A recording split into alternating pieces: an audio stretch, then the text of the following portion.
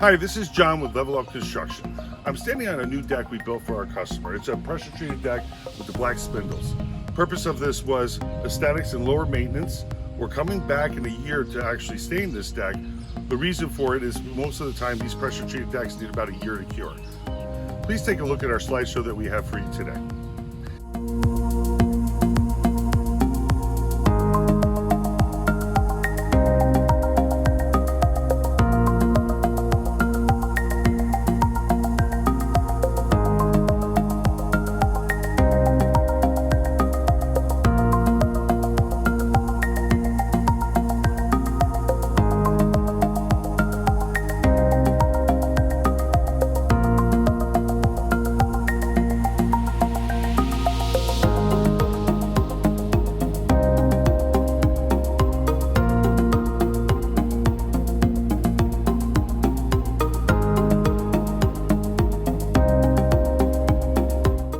If you're a homeowner and in need of our services, give us a call today for a free estimate.